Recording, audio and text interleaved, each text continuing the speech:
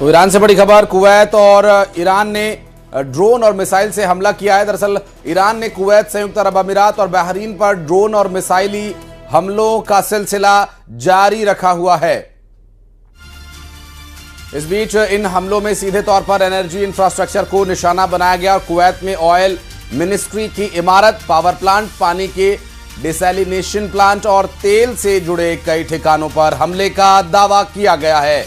संयुक्त अरब अमीरात में गैस और ऊर्जा से जुड़ी साइट्स को भी निशाना बनाया गया। यहां भी आग लगने की सूचना है और मलबा गिरने की वजह से कुछ लोगों के घायल होने की बात भी कही जा रही है।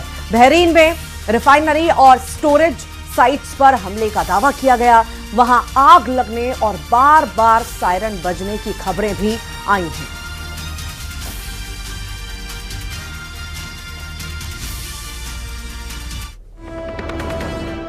और इजरायली सेना ने दक्षिणी लेबनान के गांवों में चलाए जा रहे अभियानों का नया वीडियो जारी किया है। इस फुटेज में गांवों में इमारतों को गिराते हुए सैन्य ऑपरेशन दिखाया गया है। दरअसल बताया जा रहा है कि ये कार्रवाई दक्षिणी लेबनान के अलग अलग इलाकों में की गई है और इजरायली सेना ने दक्षिणी लेबनान के गांवों में चलाए जा रहे अभियानों का एक नया वीडियो फुटेज जारी किया है। इस फुटेज में गांव में इमारतों को गिराते हुए सैन्य ऑपरेशन दिखाया गया।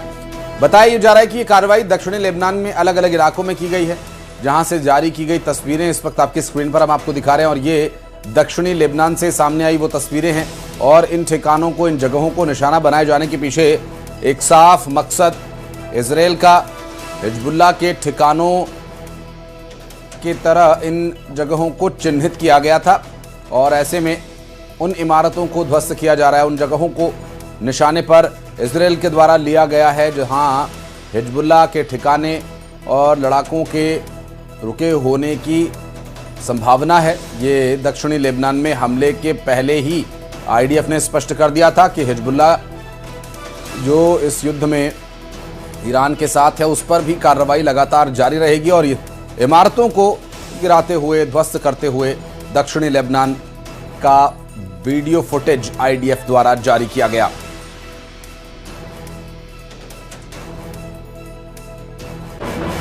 तो इजरायली प्रधानमंत्री बेंजामिन नेतन्याहू ने अमेरिकी पायलट की रेस्क्यू पर ट्रंप को बधाई दी है। बधाई देते हुए कहा कि कोई पीछे नहीं छोड़ा जाता। निर्णायक नेतृत्व ने अमेरिका को बड़ी जीत दिलाई है। तो इजरायली प्रधानमंत्री नेतन्याहू ने अमेरिकी पायलट की रेस्क्यू पर ट्रंप को बधाई दी और साथ ही साथ कहा कि कोई पीछे नहीं छोड़ा जाता। निर्णायक नेतृत्व हो तो नेतृत्व ने अमेरिका को बड़ी जीत दिलाई है। आपको बता दें कि ईरान द्वारा एक अमेरिकी F-15E विमान गिराए जाने की बात कही थी और उसी में सवार 2 पायलट्स, जिनमें से एक को अमेरिका ने पहले ही रेस्क्यू कर लिया था जबकि दूसरे की तलाश हो रही थी और पायलट के रेस्क्यू पर अब बधाई दी गई है।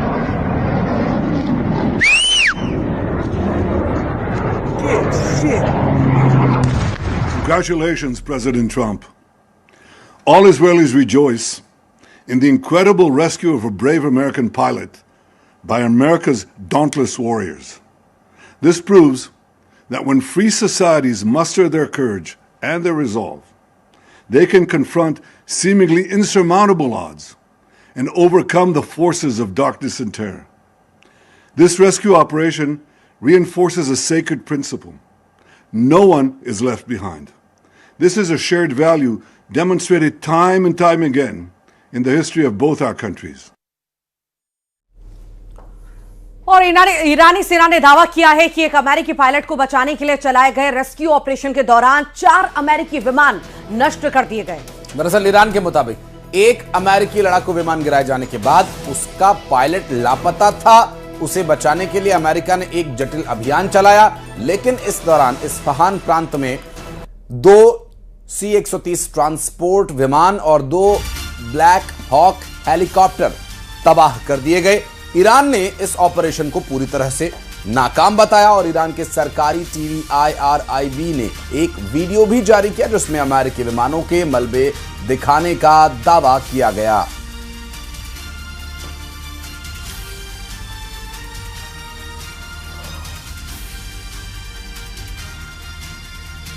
در بررسی‌های تکمیلی توسط کارشناسان حاضر در صحنه مشخص گردید.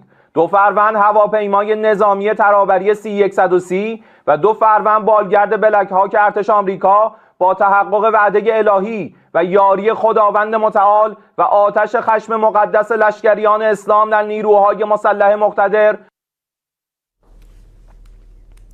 और चलिए बढ़ते हैं आगे। अब रुक करेंगे कुछ अन्य खबरों का, प्रदेश की अहम खबरों का। बिलासपुर से आ रही अहम खबर, जहां सकरी थाना इलाके के लोखंडी गांव में सड़क हादसे के बाद